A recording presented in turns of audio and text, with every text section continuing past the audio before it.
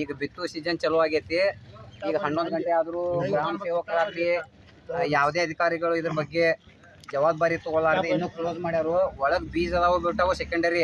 ಇಲ್ಲಿ ಹೆಚ್ಚುವರಿ ರೈತ ಕೇಂದ್ರ ಆಗಿರುವುದರಿಂದ ಈಗ ಆಲ್ರೆಡಿ ಇವತ್ತು ಈಗ ಸದ್ಯಕ್ಕನ ಗರಗ ಗ್ರಾಮದೊಳಗೆ RSK ಒಳಗೆ ಬೀಜ ಕೊಡಕತ್ತಾರು. ಇದು ಹೆಚ್ಚುವರಿ ಬೀಜ ಕೇಂದ್ರ ನರೇಂದ್ರದೊಳಗೆ ಐತಿ. ಇಲ್ಲಿ ಯಾದವಾಡ, ಶಿವಾರಗಟ್ಟಿ, ಮುಣಮತ್ಲ, ಮಂಗಳಗಟ್ಟಿ, ಕುರುಬಟ್ಟಿ, ನರೇಂದ್ರ ಎಲ್ಲ ಊರವರು ಬಂದು ಇಲ್ಲಿ ಬೀಜಕ್ಕೆ ಬೆಳಗಿನ 5 ಗಂಟೆಕನ ಪಾಳೆ ಹಚ್ಚಾರು. ಜವಾಬ್ದಾರಿ ಇದ್ದಂತಾರು ಬಂದ ಕಲ ತಕೊಂಡ್ ಕುಂದ್ರಬೇಕ. ಬೀಜ ಇಲ್ಲಂದ್ರು ಅಂತೂ ಕೂಡ ರೈತರಿಗೆ ಕನ್ವಿನ್ಸ್ ಮಾಡ್ಬೇಕ. ಇನ್ನೂ 2 ತಾಸು ಆಕೈತ್ರಿ, ಬೀಜದ ಲೋಡ್ ಬರಾಕತ್ತೈತಿ, ಕೊಡ್ತತಿ ಮಾಡ್ತತಿ, ಕುಂದರಿ ಅಂದ್ರೆ ರೈತ ಕುಂದಿರ್ತಾರ. ಬೆಳಗ್ಗೆ 5 ಗಂಟೆಗೆ ಚಾ ಇಲ್ಲ, ಊಟ ಇಲ್ಲ. ರೋಣಿ ಮಳೆಗೆ ಬಿತ್ತಾರ ಓಣಿ ತುಂಬ ಕಾಳಂತ. ಇವರು ಅಧಿಕಾರಿಗಳಾಗಿ ಯಾವ ಹಂಗಾಮಕ್ಕೆ ಬಿತ್ತಾರೋ, ಯಾವ ಸೀಸನಿಗೆ ಬಿತ್ತಾರೋ ಸ್ವಲ್ಪ ಬೇಜವಾಬ್ದಾರಿತನ ತೋರಿಸ್ಯಾರ.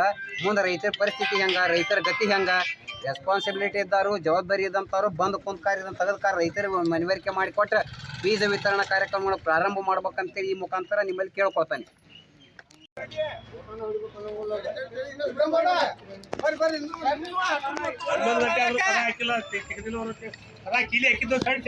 ಬೆಳಿಗ್ಗೆ ಎಷ್ಟು ಗಂಟೆಗೆ ಬಂದಿರಿ ಅನ್ನಾರ ನೀವು?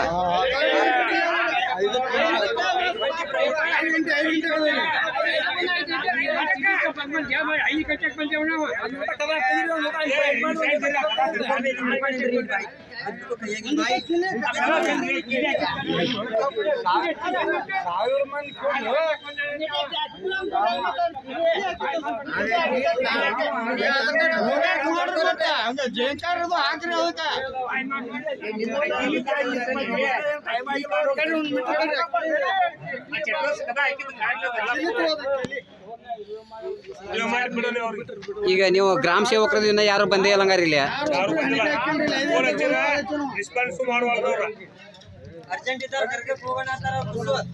ಆಯ್ತ್ರಿ ಆಯ್ತ್ರಿ. ಮತ್ ನಾವು ಗರ್ಗಕ್ಕೆ ಹೋಗ್ಬೇಕಾದ್ರೆ ಇಲ್ಲಿ ಹೆಚ್ಚುವರಿ ಬೀಜ ಕೇಂದ್ರ ತೆಗಿಬೇಕಾರ ಯಾಕೋ, ಬೀಜ ತಂದು ಇಲ್ಲಿ ಇಡಬೇಕಾರ ಯಾಕ?